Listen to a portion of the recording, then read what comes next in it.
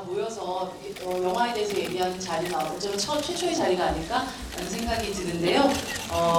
그리고 아마 내일 개봉을 앞두고 있기 때문에 아마 배우분들도 그렇고 감독도 가장 떨리는 시간일 것 같습니다. 먼저 감독님부터 관객분들에게 인사 말씀 그리고 또 개봉을 앞둔 바로 하루 앞둔 날의 어떤 소감도 들어보도록 하겠습니다. 네, 안녕하세요. 영화로 김지훈입니다. 반갑습니다. 네, 개봉 좀 궁금한데요. 그 토크를 하면서 말씀을 알아가기로 하고요. 하루 남았는데 여기까지의 제 심정은 한 하루하루가 정말 엄청난 긴 시간처럼 느껴져요.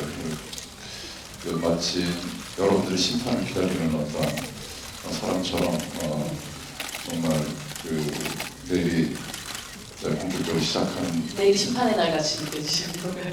예, 그렇죠. 네. 그리고 지금 제 상태가 약간 메롱인 상태예요. 지금 뒤풀이를 심하게 하고 잠을 못 잔 상태에서 그러니까 좀 이해해 주시고 일단 여러분들 이렇게 잘 주셔서 감사드리고요. 또 좋은 시간 보냈으면 좋겠습니다. 감사합니다. 네, 박수 부탁드립니다. 메롱인 김지훈 감독님의 상태를 조금 북돋아 주시기 위해서 여러분들도 많이 함성도 좀 주시고 힘도 많이 주시기 바랍니다. 정우성 씨?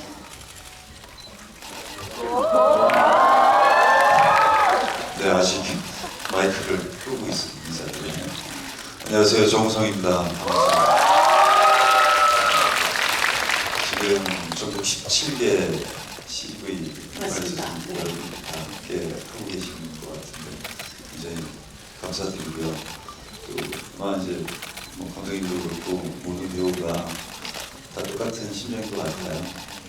여러분들에게 얼마만큼 더 만족을 드릴 수 있는 인간이 될 수 있는지에 대한 그런 궁금증 그리고 불안함 그런 날이 될 것 같은데 아마 근데 오늘은 또 분명히 여기 있는 배우들과 또 감독님을 응원해 주시는 분들이 아마 전국의 시집을 굉장히 많이 자리하고 계실 것 같으니까요. 여러분들의 오늘 좋은 응원의 길을 좀 기운 내서 내일 개봉하겠습니다.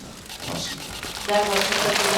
여러분 잠시 근데 저기 지금 요 앞에서 있으면 프레쉬가 너무 많이 터져서 약간 눈을 뜨기가 아마 배우분들이 좀 힘드실 수도 있어요. 그래서 사이사이에 적절하게 네, 다시 부탁드릴게요. 네, 강동원 씨? 네. 이렇게 오늘 와주셔서 감사드리고요. 들으셨는지 궁금하고 드디어 정말 6년을 준비해서 감독님이랑 처음 이제 영화 이거 하기로 했을 때가 2012년 중순경이었는데 이제야 개봉을 하게 됐습니다. 되게 감회가 새롭고 해주셔서 감사드리고 즐거운 시간 됐으면 좋겠습니다. 네, 박수 부탁드립니다. 네, 하린 씨. 네, 안녕하세요. 한유주입니다. 이렇게 만나뵙게 돼서 너무 반갑습니다.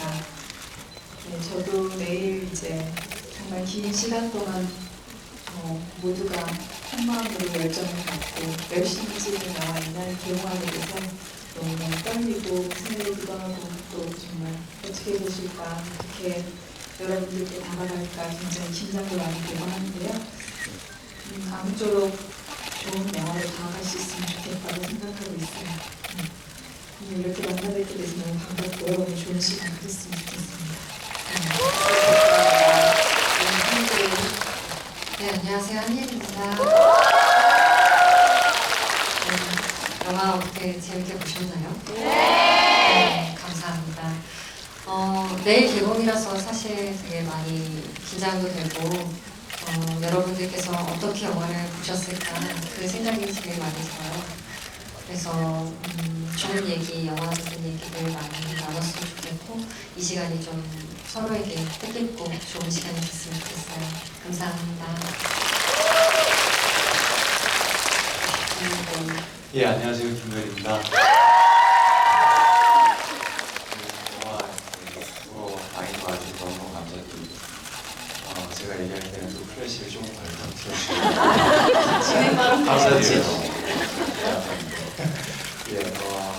이런 자리가 참 뜻깊기도 하고 많이 긴장되기도 하고 기대되기도 하거든요. 많은 좋은 얘기 나눴으면 좋겠고요. 여기서 또 나왔던 많은 좋은 얘기들이 앞으로 내일 개봉되는 영화 많이 궁금해하시는 분들에게 도움이 되는 그런 자리가 됐으면 좋겠어요. 잘 부탁드립니다. 네, 부탁드립니다. 근데 이 영화는 사실 주제적으로 봤을 때는 굉장히 어두운 디스토피아를 그리고 있는 그런 영화지만 딱 한 면에서 굉장히 희망적이었던 것 같아요. 60년대 세상에 태어나신 감독님이 70년생생, 80년대생, 90년대생 각 세대 대한민국 남성의 가장 이상적인 모습을 가진 배우들을 캐스팅해서 2029년의 미래를 배경으로 해서 영화의 주인공으로 배치를 시켰다는 건 뭔가 대한민국의 미래가 그나마 조금 희망을 가지게 될 수 있는 어떤 유토피아로 그리고 싶지 않았나라는 그런 생각이 들고, 영화를 이미 본 관객들이니까 마지막에 어쨌든 이 DNA까지 있는 아이까지 등장을 시킨 그런 느낌이어서 이렇게 미래에 대한 희망의 한 조각을 관객들한테 주시지 않았나라는 생각이 듭니다. 네. 단지 사실 저 그냥 앞에 이제 분위기를 좀 풀어볼까 하고 얘기를 했었던 건데, 이렇게 미남 미녀 배우들을 캐스팅했다가 아니라 배우들의 어떤 신체적인 조건들 그리고 비주얼이라는 것이 영화 전체의 스타일에도 아주 필수 불가결한 요소로 작용한 영화가 아니었을까라는 생각이 드는데요. 네, 시작 어떤 캐스팅 하실 때부터고요. 네, 저 멋진 영화를 만들고 싶었었고요. 그래서 정말 간지와 섹시미가 폭발하는 영화를 만들고 싶었어요. 이걸 처음 기획했을 때 사실은 그 오시마모토 감독의 공각 기동들을 하고 싶었었는데, 그게 미국의 칸쿤이 팔리는 바람에 그분의 작품 중에 일랑이라는 작품이 있었고, 제가 어렸을 때 봤던 영화들 중에서 뭐 로보캅이라든가 또 배트맨 시리즈라든가 뭐 최근에 아이언맨 같은 그런 강력한 파워 수술을 입고 하는 액션 영화를 일랑을 통해서 해볼 수 있지 않을까. 뭐 히어로 무비까지는 아니더라도 그런 로보캅이나 배트맨의 느낌을 줄 수 있는 되게 멋진 정말 간지나는 섹시한 어떤 강하고 액션을 할 수 있지 않을까. 그게 일랑이지 않을까. 뭐 이런 생각에서 시작을 했던 거죠. 강하게 어울리고 그 비주얼을 보여주시는 배우들은 또 필수 불가결한 존재들이었습니다. 그렇죠. 이제 그리고 특기대의 출신들이니까 신체적인 어떤 그런 조건들이 돼야 될 것 같고, 그러다 보니까 막 이렇게 미남들을 막 이렇게 모으려고 했던 것은 사실 아닌데. 아니라고요? 맞습니다. 그래서 어쨌든 뭐 모아보니까 이런 말도 안 되는 공상당 영화급의 얼굴들이 그렇죠. 보이게 됐어요. 그래서 굉장히 레트로한 SF인데 실제로 SF다운 어떤 캐스팅이 됐다는 생각이 듭니다. 네. 사실 오늘은 또 배우분들하고 함께하는 그런 시간이라서 아마 배우분들이 한 분 한 분 또 담긴 어떤 스틸들을 보면서 이야기를 계속 또 나눠보도록 하겠습니다. 이 토크가 끝나면 여러분들에게 또 질문할 수 있는 시간을 가져보도록 할 테니까 아까 말씀드렸듯이 준비해 주시면 이야기 나누는 시간 가져보도록 하겠습니다. 지금 감독님하고 배우분들은 이 앞에 있는 모니터를 보시면 스틸 사진들이 함께 보실 수 있고요. 그리고 관객분들은 스크린을 봐주시면 될 것 같습니다. 그럼 먼저 첫 번째 스틸 한번 보시죠. 빠밤. 네. 그죠? 네. 주인공이 누군지 너무 잘 아시겠죠? 첫 번째 스틸은 임준경의 그런 인간적인 고뇌하는 그런 모습과 또 강화복이라는 이 프로텍트 슈트를 입은 최정의 특수대 대원으로서의 그 양면적인 모습을 보여주는 그런 사진인 것 같아요. 늑대의 탈을 쓴 인간인지 인간이 될 것인가, 인간의 탈을 쓴 늑대인가. 이 영화의 주제가 바로 이 두 사진에 그대로 담겨있는 그런 사진이라는 생각이 드는데요. 정말 이런 정체성을 비롯해서 이 윤희에 대한 감정도 어떤 것인지, 혹은 아니면 아주 미묘한 표정 변화, 눈빛 변화 이런 것들도 굉장히 중요한 역할인 동시에 강화복을 입는 순간에는 웬만한 동작으로도 어떤 자신 안에 있는 감정을 드러낼 수 없는 아주 강화복 안에 숨겨져 있는 그런 감정들을 해야 된다는 두 개의 너무나도 큰 허들이 있었던 그런 영화가 아니었을까라는 생각이 들거든요. 우선 이제 임준경이라는 캐릭터가 되게 여러분 보셔서 이제 아시겠지만 많은 고민과 트라우마가 있는 이런 인물이고 영화상의 이제 대사에서도 알 수 있듯이 이제 임준경은 인간이지만 늑대로 살아가기를 조직 안에서 강요받고 그리고 그렇게 그로 인해서 이제 좀 인간으로서의 고뇌와 이제 여러 가지 갈등이 있는 그런 인물이고 네. 그러면서 이제 강화복이라는 그 마스크를 쓰는 순간 그때부터 정말 이제 짐승이 되어 버리는 그런 그런 슬픈 캐릭터 할수 있죠.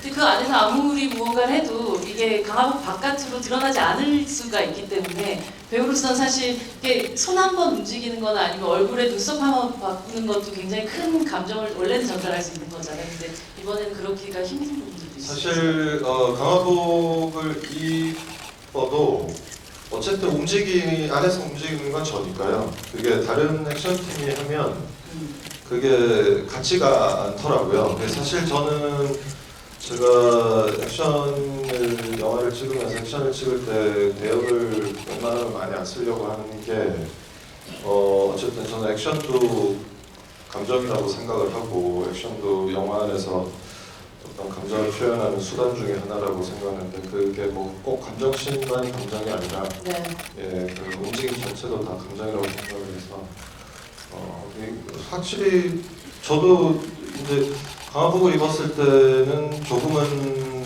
표가 나지 않지 않을까라고 생각을 했지만 그래도 움직임으로 감정을 표현하는 데 있어서는 확실히 다르긴 하더라고요.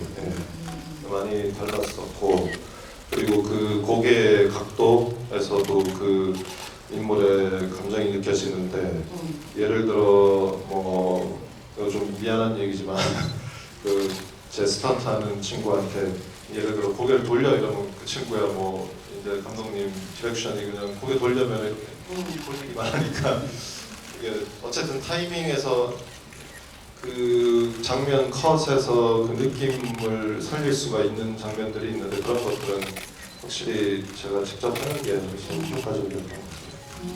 감독님 사실은 그 가장 가까운 카메라에서 모니터에서 그 움직임의 차이들을 가장 많이 느끼셨던 분이실 것 같아요. 강동원이라는 배우가 그 안에 들어갔을 때 보여주는 어떤 퍼포먼스의 다른 지점 같은 것들은 어떤 걸까요? 네, 글쎄요. 그러니까 저도 그게 되게 신기했어요. 저가 그 수많은 배우들과 20년 가까이 영화를 연출해 왔었는데, 그 모니터에서 이제 그 어떤 위험한 장면이 있어서 네. 그 스턴트맨 하는 것을 이렇게 보고 있으면 이제 강동원이 옆에서 이제 같이 보고 있다가 내가 이제 액션하고 이제 움직인 것을 본 다음에 뭔가 이렇게 안 차오고 보면 동원아 네가 한번 꼭 다시 한 번 더 시켰던 것 같아요. 그러니까 그게 되게 신기한 게 그런 강화복 안에 입고 그게 감춰져 있는 건데 그런데도 불구하고 동원 씨가 했을 때 그 태가 좀 다른 느낌이 오는 게 있거든요. 그리고 이제 나중에 그 동원 씨를 통해서 얘기 들었는데 어떤 각도, 그러니까 안에서도 되게 연기를 하고 있더라고요. 그러니까 입을 크게 벌렸을 때 어떤 각도가 나오고 턱을 어떻게 했을 때 어떤 그 표정이 그 강화복 박혀 어떤 그 정서가 전달되고 이런 걸 다 하고 있더라고요. 그래서 좀 놀랬던 기억이 나요. 그 안에 조그마한 카메라를 좀 집어넣고 싶은 마음 같은 게. 사실 이제 이게 굉장히 이게 영화적으로는 멋있게 보이려고 했지만 어쨌든 강화복으로 감정을 표현하려고 했던 건데 사실 네. 안은 굉장히 우스꽝했어요. 왜냐면 예를 들자면요? 예를 들면 이게 여기에 파이프 같은 게 연결이 돼 있으니까 호스가 연결이 돼 있으니까 내가 이렇게 고개를 돌리면 이게 호스 때문에 이게 돌아가요. 약간 돌아가서 이게 각이 잘 안 나오는 거예요. 그러면 이쪽으로 돌릴 땐 제가 턱을 이렇게 돌리니까 그래야지만 그 얼굴 각이 딱 나오는 거예요. 그래서 그걸 가지고 그리고 이게 약간 움직여요. 이렇게 움직이기 때문에 되게 무섭게 이제 감정을 표현할 때는 고개를 숙이고 턱을 입을 앞으로 이렇게 내밀면 이게 딱 각이 만들어져요. 그런 연기를 하고 있었습니다. 약간 수면 위의 백조 같은 그런 연기를 안에서는 사실 그러고 있었습니다. 생각해보면 15년 전에 찍었었던 그 늑대 유혹이라는 제목은 밀란을 위한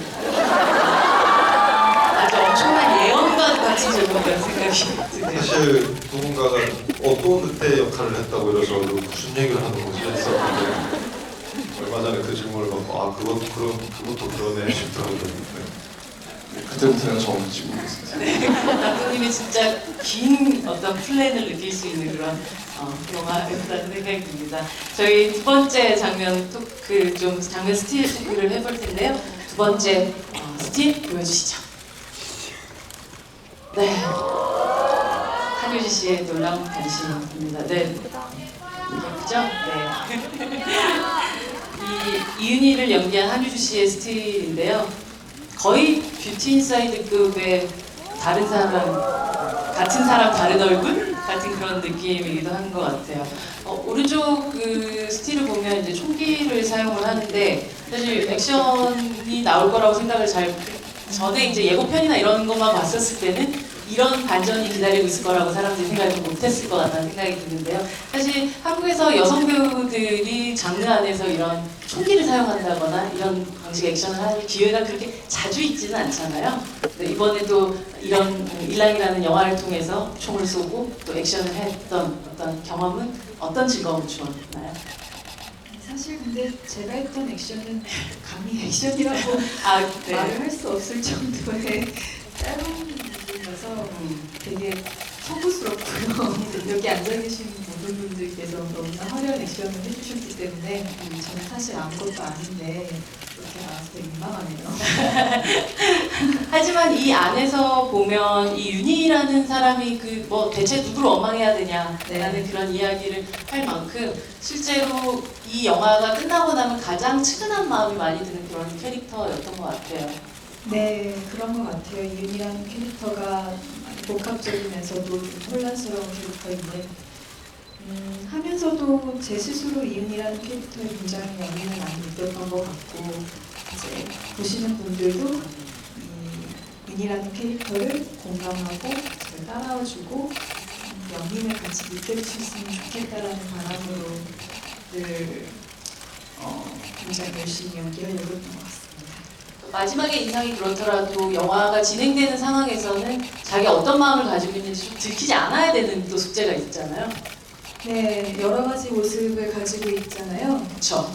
네, 어디까지 말씀을 드려야 될지. 영화 다 보신 분들이니까. 아, 그래요? 괜찮아요? 네, 이제는 다 말할 수 있어요. 네. 스파이 역할이기 때문에 그런 모습을 보여드려야 하고 또 내적으로 또 어떤 한 남자를 만났을 때 흔들리는 그런 갈등도 보여줘야 하고 어디가 진심이고 어디가 진심이 아닌지 저조차도 헷갈리게 되는 그런 캐릭터였던 것 같은데요. 네, 표현하기가 쉽진 않았던 것 같아요. 분들께서 굉장히 많은 부분 응원해주셨고 저도 감독님의 디렉션에 따라서 잘 표현해내려고 노력을 많이 했던 것 같습니다. 아까 다른 분들에 비하면 액션은 아무것도 아니라고 말씀을 하시긴 했지만 네. 그래도 그 순간에 이제 살짝 보여주는 그 어떤 느낌 같은 것들이 네. 이 윤이라는 캐릭터의 또 전사들을 생각해보면 굉장히 짧은 순간이라도 자연스러워야 된다라는 네. 부담감 같은 게 있으셨을 것 같아요. 근데 저는 좀 괜찮게 한 것 같아요. 아니 저 근데 총이- 여배우들이 총을 쏠 때 눈을 깜빡거리거든요. 보통. 눈을 깜빡거리죠. 네. 근데 한유주 씨도 그렇고 밀중에 한진미 씨도 그렇고 네. 총을 쏠 때 눈을 깜빡거리지 않더라고요. 이거 대단했어요. 이렇게 한시 여자들 좀 그런가. 그런 것 같아요. 네, 그래서 정동훈 무술 감독이 그 총을 쏘면서 눈을 깜빡거리지 않는 여배우는 처음이라고 얘기한 두 사람이 바로 한진미 씨 그리고 한유주 씨. 그 미리 그런 눈을 깜빡거리지 않겠다라는 연습 같은 걸 하신 거예요? 아니면 굉장히 자연스럽게? 굉장히 자연스럽게. 굉장히 자연스럽게.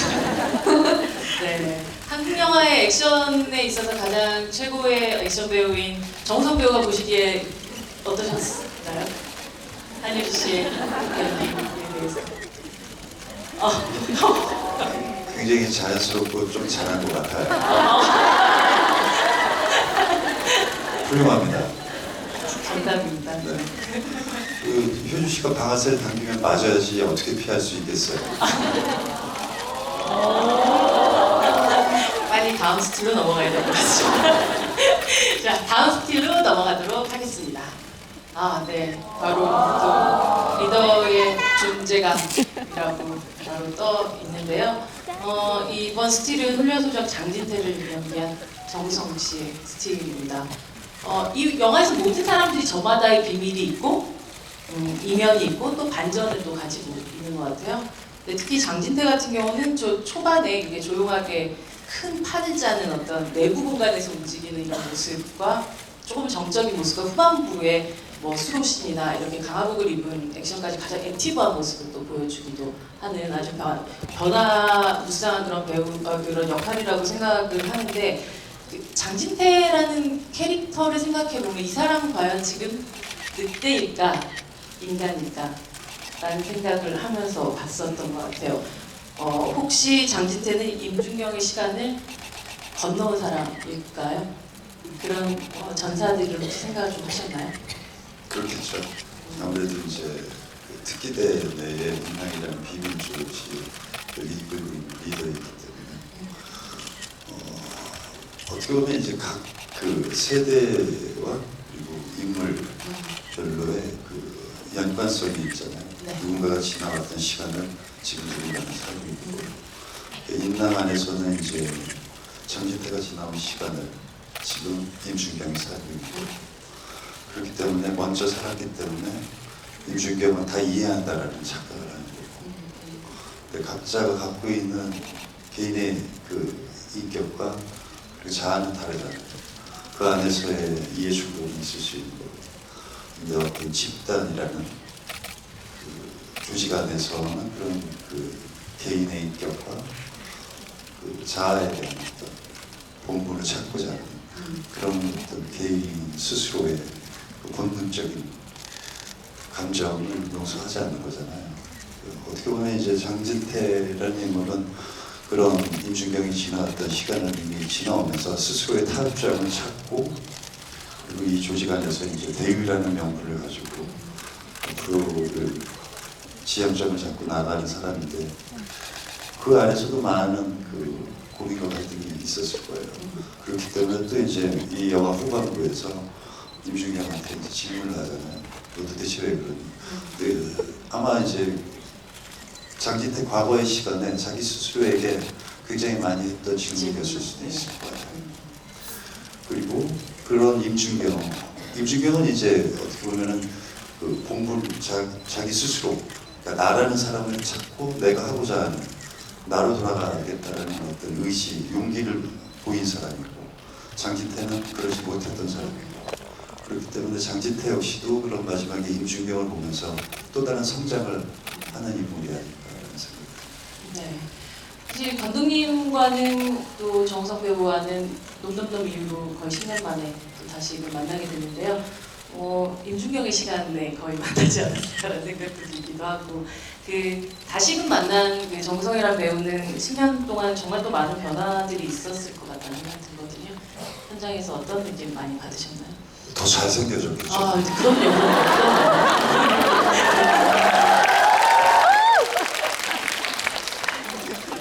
뭐 잘생긴 부분 제외하시고, 네. 제가 말을 네, 감독님 말하시는 더 잘생겨졌어. 그러니까 밖에서 이제 너무너무 끝나고 그 오성 씨랑은 이제 선물이라는 단편을 김하중 씨랑 같이 한 적이 있었어요. 그렇죠. 네. 그래도 어떻게 10년이죠. 10년에 밖에서 이제 그 오성 씨를 볼 때 난 어떤 한 사람이 떠올랐어요. 조지 클루니라는 배우가 떠올랐어요. 그렇죠.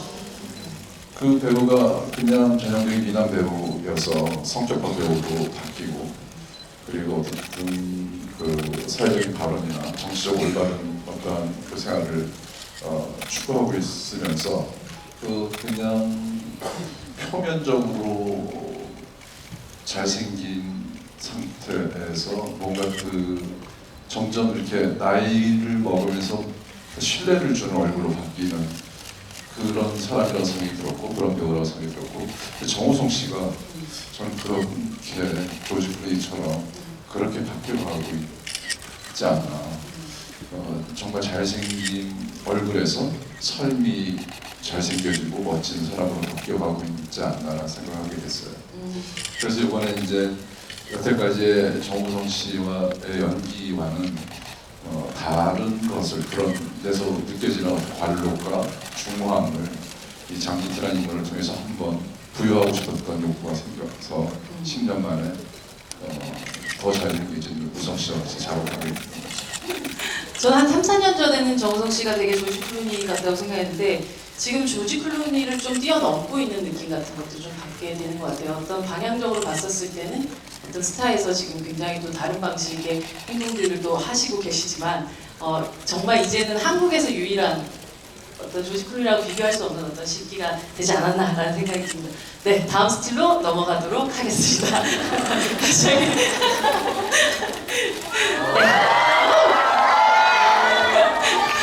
네, 바로 이 스틸은 공안부 차장 한상우를 연기한 김무현 배우의 스틸인데요. 임준경과 한상우가 얼마나 이 영화 안에서 존재감을 제대로 나누어 가질 수 있느냐가 이 영화 전체의 균형감과도 연결되는 만큼 중요한 역할이었다라는 그런 생각이 들어요. 그 임준경을 향한 한상우의 가장 핵심적인 감정은 무엇이었을까? 그걸 어떻게 파악을 했을까가 굉장히 궁금하기도 했었고 그 감정의 변화들이 어떻게 또 진행이 됐을까도 궁금하기도 했었어요. 예, 그 쉬운 거를 어렵지 않게 쉽게 생각하려고 좀 생각을 했고요. 감독님의 뭐 디렉션 좋은 말씀 중에 옹심이라는 단어도 저의 머릿속에 깊이 박혀 있었고요. 같이 이 피해 구별이라는 그 트라우마를 겪게 되는데 한상은 거기서 조직에서 나오게 되죠. 다른 조직을 선택하게 되고. 네. 본인이 그 트라우마를 이기지 못했다라고 인정하고 싶지 않았다라고 생각을 개인적으로 해석을 했고요. 그럼에도 불구하고 그 공항부에서 이제 5년 만에 1차장을 올라가는 그 승진가족을 달리게 되는데 그 안에서도 엄청 치열하게 거기까지 올라갔었고 어느 정도까지 올라가게 되니까 이제 자신이 느껴졌을 것 같아요. 그 조직안에서 더 이상 올라갈 수 없는 한계라던가 예, 그 조직의 차가움 같은 것도 느껴졌었고 거기에 이 임준경이라는 존재는 남아있거든요. 특기대에. 네. 그런 트라우마를 겪으면서 네. 힘들어하는 걸 한상우가 뻔히 알고 있는데 끝까지 남아서 있는 임준경을 이제 계속 의식할 수밖에 없는 거죠. 한상우는.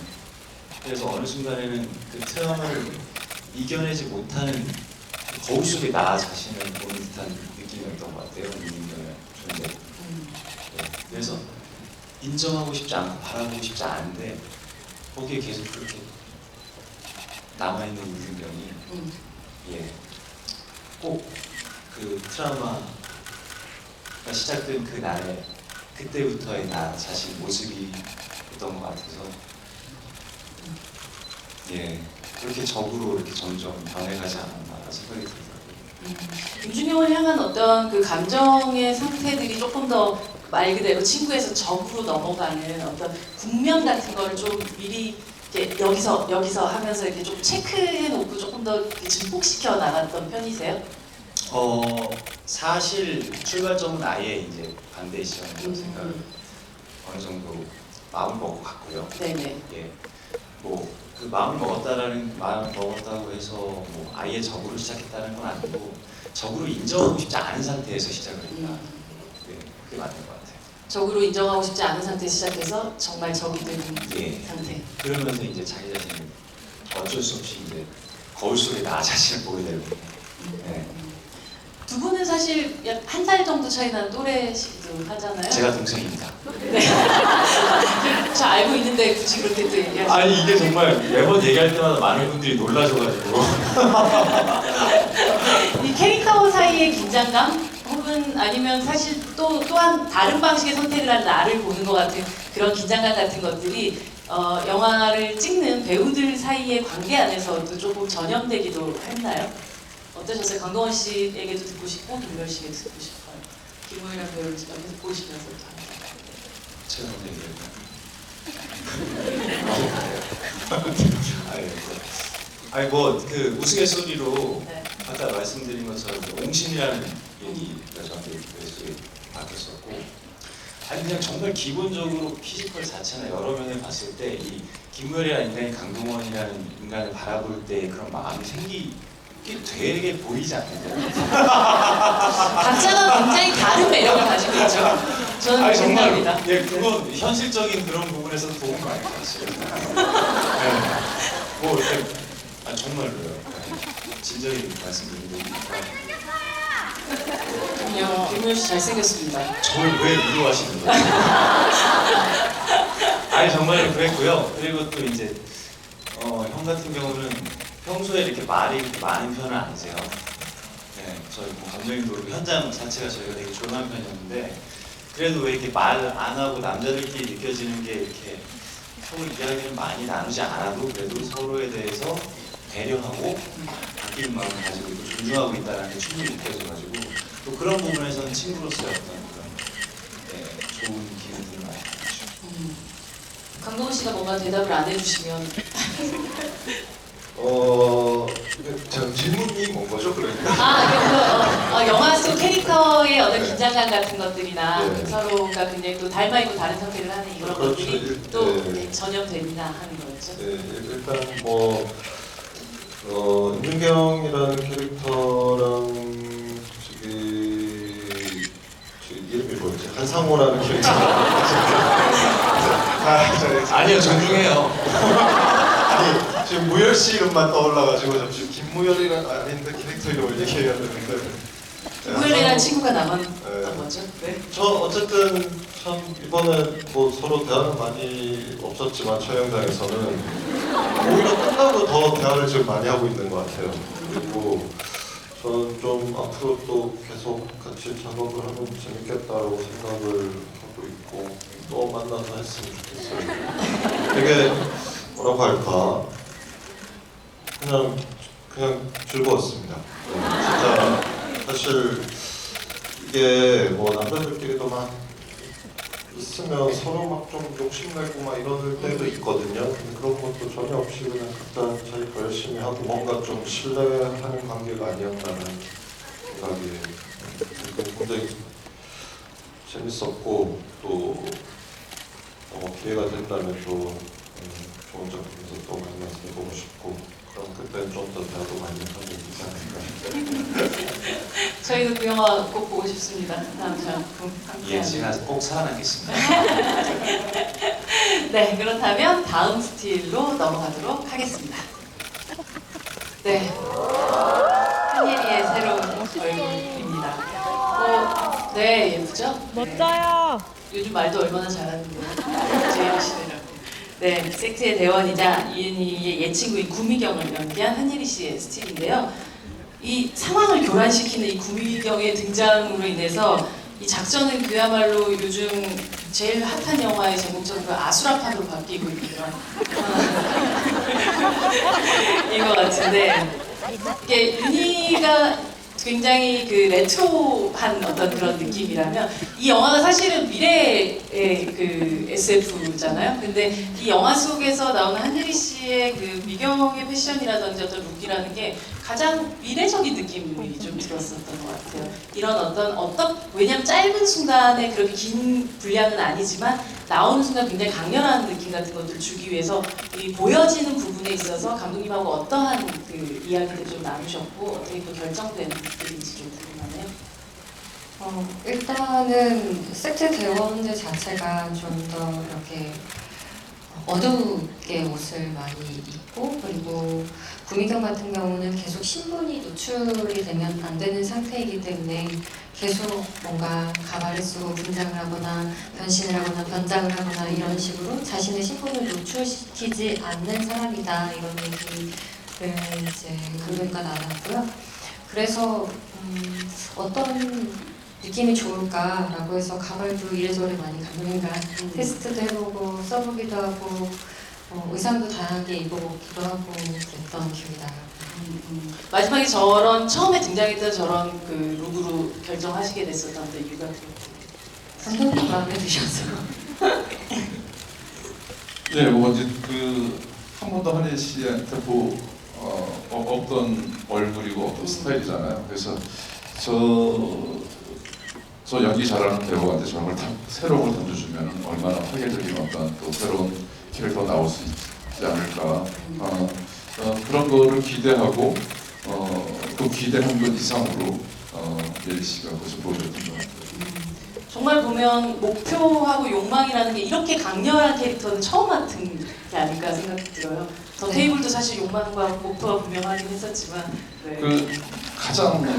가장 여기 나온 인물 중에서 가장 뭐랄까 성공한 캐릭터죠. 그쵸. 그래서 통장에 2억이 들어가잖아요. 제가 계속 얘기했거든요. 감독님 액수가 적습니다. 그래서 그게 그렇죠. 인플레이션도 있을 텐데. 원래 1억으로 했다가 네. 저 얘기를 듣고 CG를 2억으로 바꿨어요. 아니, 저는 사실 0을 하나 더 붙여주시길 바랬는데. 그렇죠. 네. 2029년인데. 제가 그 정도 노력은 한 것 같아요. 아니, 우리가 돈이 어디 있다고. 우리가 돈이 어디 있다고 이게. 지금 인남 요원들 지금 연봉도 아직 협상이 안 끝났어요. 우리 좀 조그만 침대에서 쪽잠 자는데 우리 침대 요만. 일랑 엄청 현실적인 영화였었네요. 네. 그리고 신분을 감춰야 된다는데 되게 섹트처럼 하고. 누가 봐도 섹트 같아. 네, 유리 씨? 네. 내 해석을 지금 그거 보니까 되게 이상하네. 잠을 못 깼는데. 네, 예비 씨 아까 전에 그 캐릭터에서 가장 최근이 아니라 지금까지 연기한 역할 중에서 가장 욕망이 분명한 역할을 연기한 그런 캐릭터를 연기하셔서 어떤 마음 같은 게 어떠셨나요? 사실은 되게 어려웠어요. 저한테 되게 과제였고 맨날 이제 감독님께 가서 되게 찡찡거렸던 그런 생각만 많이 나는데 구미경을 이제 처음 연기하고 그 다음 이제 촬영의 텀이 다 배우들마다 조금 기간이 있었어요. 그래서 이제 구미경이라는 인물이 사실 손에 이렇게 꽉 잡히는 느낌이 아니어서 감독님과 매번 찍을 때마다 되게 논의도 많이 하고 정말 저도 테이크를 되게 많이 가면서 연기를 했던 기억이 나요. 그래서 사실 영화 보기 전까지도 엄청 걱정을 많이 했었어요. 근데 다행히 구미경이라는 인물이 매력적으로 나온 것 같아서 다행인 것 같아요. 강도현 씨 왜 계속 이렇게 웃고 계셨어요? 무슨 얘기 하고 싶으신 거 있으셨던 거 아니에요? 아니 그때 웃겨서. 구미경, 한예리 씨 같은 경우 몸으로 표현하는 무용으로 다져진 그런 배우긴 하지만 일란에서의 액션은 또 좀 다른 도전이었을 것 같아요. 민호 씨와 함께 하는 액션은 굉장히 강력한 그런 후반부를 책임진 액션이었다는 생각이 들거든요. 아니, 되게 좋은 액션들이 사실 되게 많이 나와서 민호 씨와 한 액션은 그렇게 큰 부분이라는 생각은 안 들더라고요. 영화를 보면서. 아니요, 어마어마했어요. 되게 리허설을 이제 하고 전날 이제 촬영 전날 와서 이제 민호 씨와 리허설을 많이 해보고 맞춰보고 그러고 나서 이제 다음날 와서 자 이제 찍는 거야 하고서 찍는데 제가 찍자마자 좀 다쳐가지고요. 네. 그래서 이제 어디에 다치셨어요? 그때 코뼈가 부러져가지고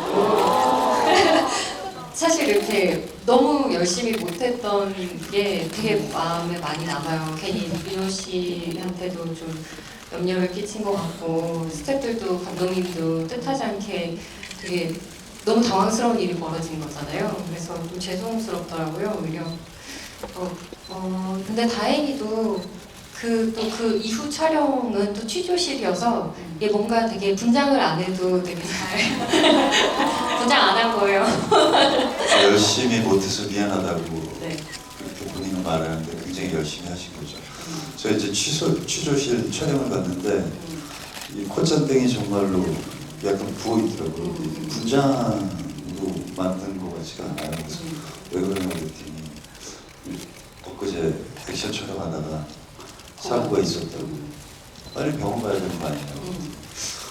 이 취조실 촬영하고 가야 될 것 같아서 참고 있다고 하더라고요. 그거 그거는 네. 그 놈놈놈 때 생각도 나네요. 아, 그 네. 우성 씨가 그 왜 놈놈놈 보면 밧줄을 타고 막 빙 돌면서 그렇습니다. 누구도 네, 시키지 청소년. 않았지만 그때 그게 밧줄 잡았을 때 사실 팔이 부러진 상태였어요. 아, 그래서 아니 그러고 보니까 내가 왜 이래 지금 내 무덤을 타고 있는 하여튼 그 생각이 났어요. 네. 근데 뭔가 부상을 입었을 때도 계속 카메라 앞에 쓰는 가장 큰 힘은 뭔가요? 배우로서. 무슨 힘이었어요? 그냥 이거를 지금 찍지 않으면 돌이킬 수 없기 때문에 그랬던 것 같아요. 네. 그때 놈놈들 때도 그러셨나요? 그때 찍지 않으면 돌이킬 수 없어요. 그런 느낌이었어요. 오늘 주로 그냥 갖다 붙이는 방식으로. 네, 그러면 저희 또 다음 스틸을 보도록 하겠습니다. 보여주세요. 네. 이번 스틸은 불꽃 카리스마 김철진을 연기한 최민호 씨의 스틸인데요. 아쉽게도 오늘 이 자리에는 함께 하시지 못하셨지만 이 특기대의 에이스인 이분을 빼놓고 얘기를 할 수는 없을 것 같아요. 없지만 여기는 안 계시지만 저희 같이 이야기를 나눠보도록 제가 일본에 출장 좀 보냈어요. 그러게요. 오늘 일본 공연 때문에 함께 하시지 못했는데 사실 장진태 신복이기도 하고 또 임준경의 어머조로서 또 맹활약을 한 그런 캐릭터였는데요. 사실 그간의 한국 영화계가 최민호라는 배우를 활용했던 방식으로 보면 조금 더 해사한 미남의 청년으로 좀 많이들 활용을 했었던 것 같은데 이번에서 이 김철진이라는 역은 그런 어떤 혜택을 일부러 굉장히 좀 배제한 느낌 같은 것들이 들었는데 감독님. 네, 그리고 저 최민호 군이 정말 뭐라 해야 되나 연기자 마인드를 가지고 있는 배우예요. 네. 그러니까 그래서 그러면 뭐 마인드가 연기자 마인드 있고 가수 마인드 따로 인정 물어볼 수 있지만은 좀 있는 것 같거든요. 아, 네. 그러니까 이제 호흡이 좀 길어요. 그러니까 가수들은 아무래도 이제 퍼포먼스 위주로 보여줘야 되니까 뭐가 이렇게 무언 것을 자기 것으로 만들고 그것을 표현할 때 좀 탄력 있고 좀 짧고 뭔가 이렇게 직접적이고 이런 느낌이 그것이 습성이 배했다면 그 아이돌이면서 저 친구는 생각의 호흡도 길고 뭔가를 안에 있다가 이렇게 밖으로 빼낼 때도 그런 긴 호흡을 느끼는 경우가 있었거든요. 근데 저는 그게 배우 아닌가, 배우 호흡이 아닌가라는 생각을 그렇게 했었던 것 같아요. 그리고 이제 그 예리 씨도 그렇고 또 민호 씨도 그렇고 이렇게 이 영화에서 이제 비타민 같은 또 강초 같은 그런 역할을 하잖아요. 그래서 저는 이제 그 배우의 기용을 할 때 어디서 아이디어를 어떤 느낌으로 쓰냐면은 축구나 야구를 할 때 그 왜 후반전에 교체 선수들 대타를 보내잖아요. 약간 감독이 뭔가 안 풀릴 때, 뭔가 판도를 바꾸고 싶을 때, 그때 투여하면서 어떤 그 게임의 흐름을 확 바꿔놓잖아요. 그런 역할들이 바로 예리 씨고 민호 씨가 아니었나. 그래서 영화의 어떤 그 판도와 활력과 뭐 그런 에너지를 순식간에 이렇게 증폭시킬 수 있는 그런 역할을 두 분이 너무나 잘 해주신 것 같은 생각이 들었어요. 그 배우가 비타민이라는 조홍석 씨는 마그네슘? 마그네슘이요? 마그네슘 먹어야 되는데. 마그네슘이 부족하면 이게 눈이 떨려요. 필수. 아니 사실 이런 굉장히 미모를 가지고 있는 이런 배우들 같은 경우는 여기 계신 분들도 다 아시겠지만 오히려 연기력이 폄하되는 경우들이 굉장히 많이 있죠. 이 분들의 미모에 가려서 사실 어쩌면 그 최민호라는 배우도 그냥 단순히 경력이 많은 선배님들하고 함께 했었던 영화 이상으로 자기가 앞으로 가야 될 어떤 방향성을 여기 계신 선배님들로부터 좀 힌트를 얻게 되는 그런 시간들이 아니었을까라는 생각이 드는데, 말하자면 이제 스타로 시작을 해서 이제 배우로 또 익어가려는 그 후배에게 조금 해주셨던 어떤 뭐 충고라고 하면, 뭐 어드바이스라고 하면 너무 거창하고 약간의 조언 같은 것들이 있으셨는지 궁금합니다. 힘이 되는 이야기 같은 것들. 글쎄요, 뭐 현장에서는 다 동료이기 때문에 네. 먼저 시작했다고 어떤 조언을 한들도 할 수도 없고요. 네. 다만 이제 제가 현장에 임하는 어떤 자세들을 저 친구가 어떻게 받아들이느냐가 중요한데, 민호군은 현장에서 이렇게 잘 관찰하고, 그리고 자기가 좋아 보이는 것들을 자기 걸로 잘 만드는 것 같아요. 그리고 또 타고난 성향이 굉장히 감독님 말에 따라 좀 이렇게 호흡이 길다라는 게 좀 진득한 면이 있더라고요. 그래서 현장에서도 이렇게 오늘 이렇게 말로 어떤 자세를 포장하기보다는 그냥 행동으로 자기가 이 현장에 임할 수 있는 자세가 되어 있다라는 걸 이렇게 많이 보여줬어요. 그러니까 현장에서 굉장히 이쁜 후배고 동생이고 또 동료고, 그래서 아마 민호군도 영화를 이제 계속해서 더 많이 할 거고 그런데 굉장히 좋은 또 남자 배우로 성장할 수 있는 큰 가능성이 있는 친구구나, 그런 걸 확인했던 것 같아요. 그리고 현장에 올 때 되게 현장 오면 되게 좋아하는 느낌이 있거든요. 네, 그 민호가 현장에 오면은 네. 막 이렇게 이 현장에 와서 너무 좋다 이런 느낌을 막 이렇게 줘요. 저도 그 에너지가 되게 이쁘더라고요. 그래서 근데 그게 나한테만 주는 게 아니라 자신한테 그것이 있었기 때문에 저런 어려운 연기들, 또 새로운 어떤 모습을 보여주는 어떤 계기가 되지 않았나 생각이 들어요. 감독님 비타민이라는 말이 무슨 말인지 이제 정확하게 이해가 좀 되는 것 같습니다. 관객분들 질문하실 시간 바로 이어가도록 하겠습니다. 손 들어주시면. 그 언니랑 오빠를 너무 좋아해가지고 이거 만들어 왔는데, 어느 언니랑 어느 오빠죠? 그 강동원 오빠랑 네. 효주 언니가 네. 너무 좋아서 네.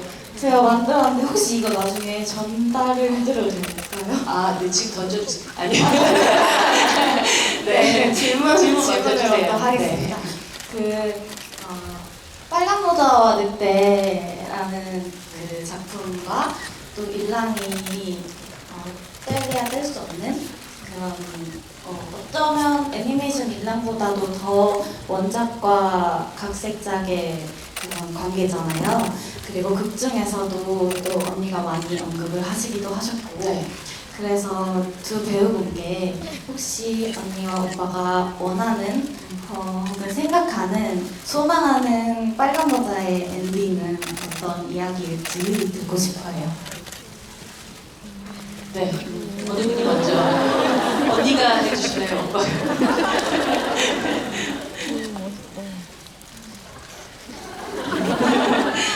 진짜 그 한효주 씨의 오디오북으로 좀 듣고 싶다는 생각이 들었었어요. 동화책은. 네. 네, 굉장히 의미가 큰 이야기인데요. 그래서 빨간 노트 이야기는 해피엔딩과 새드엔딩이 있는데, 제 개인적으로는 해피엔딩이 좋은 것 같아요. 힘들잖아요. 막한 세상에서 해피엔딩을 선택하고 싶네요. 영화에서 감독님이 선택했던 엔딩과 같네요. 사실 애니메이션의 엔딩과는 좀 달랐던 엔딩이기도 하죠. 네. 강동원 배우님. 글쎄요, 우선 저는 뭐 일단 뭐라고 해야 될까, 어떻게 빨간 노트에게 대입을 하자면 저는 늑대인데 그러네요. 해피엔딩으로 끝나면 재배를 갈라야 되는 그런 상황이 오는 건데, 난감하네요. 뭘 골라야 될지. 마취해서 가르고 다시 잘 꿰매자. 아우, 솔로몬이시네요, 솔로몬. 네, 그러면 요 질문은 그렇게 정리를 하도록 하겠습니다. 네, 그 다음 질문 가도록 할게요. 정성 배우님께서 이번에 한 분만 설명해 주시면 될까요? 저요 제일 먼저 하시면 되고요. 그냥 한번 해본 거예요. 요 앞에서 이렇게 조심스럽게 이렇게 손을 들고 조심스럽게 여기요. 네, 여기 가운데로 갈게요. 제일 첫째 줄입니다. 네, 저희 아주 빠른 속도로 내려가고 있습니다. 마이크 좀 전달해 주세요. 네. 안녕하세요. 안녕하세요. 네. 네, 저는 변재입니다. 일강 너무 잘 봤고요. 막 이번 정성 오빠님. 제가 이렇게 지목했다고 해서 저한테 굳이 질문 안 하셔도 돼요. 강동원 오빠님.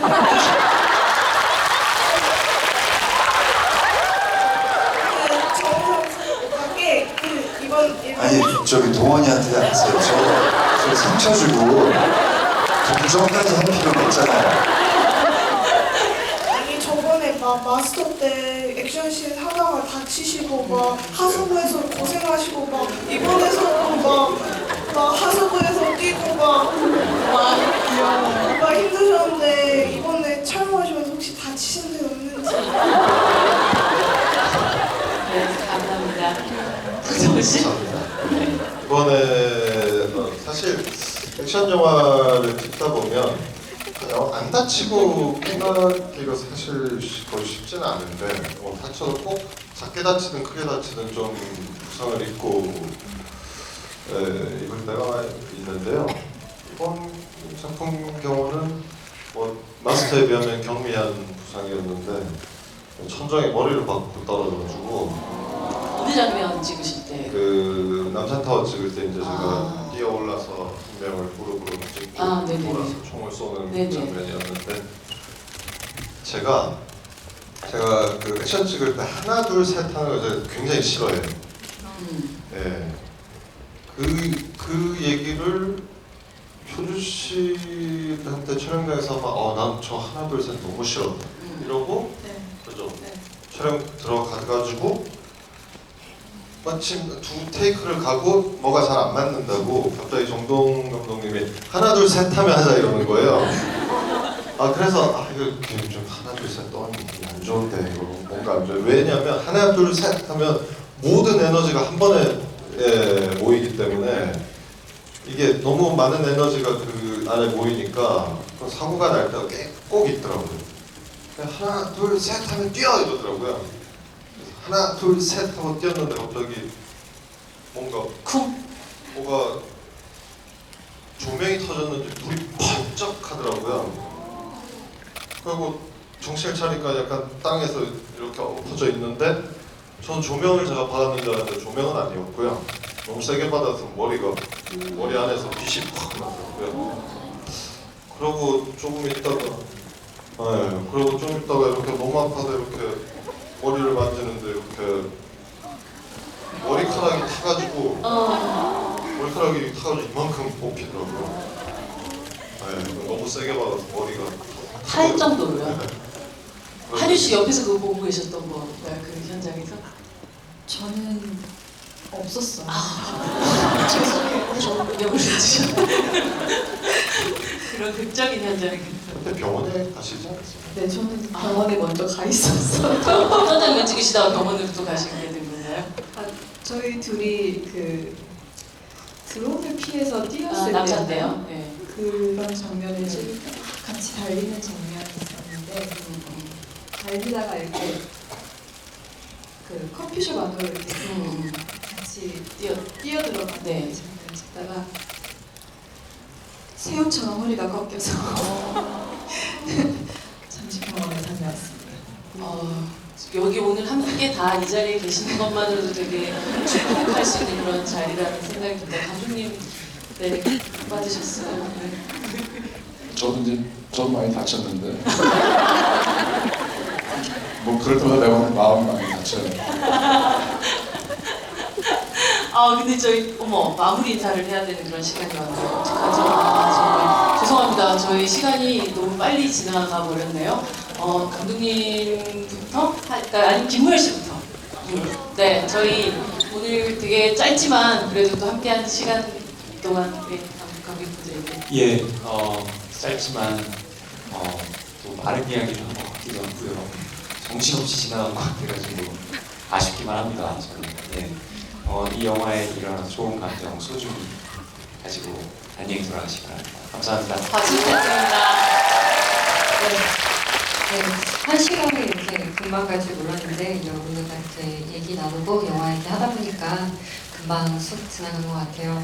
오늘 되게 여러분들 뵈서 반갑고 되게 즐거웠고요. 이 마음 잘 가져가셔서 인나 내일 개봉하니까 좋은 분들께 이렇게 소개해 주세요. 그 지인분들과 함께 다시 극장 찾아주시면 더 감사할 것 같습니다. 감사합니다. 오늘 이렇게 만나뵙게 돼서 너무 반가웠습니다. 저도 영화를 이제 겨우 한 번 봤는데요. 저도 보면서 꼭 한 번 더 보고 싶다라는 생각을 진심으로 했거든요. 여러분들도 오늘 보고 좋으셨다면 다시 한번 재관람 부탁드립니다. 네. 네. 너무 더운데 더위 조심하시고요. 늘 건강하세요. 감사합니다. 네, 오늘 말을 좀 너무 많이 한 것 같아요. 말 실수한 거 아까 모열 씨 캐릭터 이름이 생각이 안 나요. 저희는 이기로 해요. 그거는 여기서만 모열 씨 얘기해요. 팬분들께 죄송합니다. 모열 씨 촬영 끝나고 한상우라는 인물로 안 보고 계속 모열 씨로만 보다가 갑자기 캐릭터 이름이 생각이 안 나는데 너무 죄송해요. 아무튼 네, 너무 즐거운 시간이었고요. 네, 또 열심히 좋은 영화 만들어 찾아뵐 수 있었으면 좋겠습니다. 감사합니다. 네, 네, 늦은 시간까지 이렇게 저희와 함께 해주신 여러분께 진심으로 감사드리고요. 내일 인상이 개봉하는데 여기 계시는 모든 분들은 여기 있는 배우들과 또 감독님을 또 응원해 주신 분들이라고 있고 여러분들에게 부탁드릴게요. 인상 많이 응원해 주세요. 감사합니다. 제가 최근에 어떤 기사를 봤는데 잘생긴 사람을 보면은 뇌파가 활성화되면서 축구협에 어떤 자극을 줘서 기억력이 상승된대요. 그래서 오늘 보시고 또 이 기억력이 왜 이렇게 자꾸 감퇴되는 것 같지? 라고 생각될 때 다시 한번 인상을 봐주시고 쌀이세요. 그랬다 생각하면 다시 한번 인상을 봐주시고 농담입니다. 그래서 오늘 여러분과 이렇게 즐거운 시간 됐고요. 일남은 멋있는 영화를 만들고 싶었고 그리고 잔상이 많이 남는 오래 남는 영화를 만들고 싶었습니다. 일남이 여러분에게 어떠한 소중한 기억과 잔상이 되는 영화를 말씀드리겠습니다. 오늘 반갑습니다. 감사합니다. 네. 오늘 정말 긴 시간, 늦은 시간까지 함께해 주신 관객분들 너무너무 감사드리고요. 또 오늘 감독님 비롯해서 배우분들 이 자리에 함께해 주셔서 너무 감사드립니다. 우리 같이 함께 박수 치면서 이 자리 마감하도록 하겠습니다.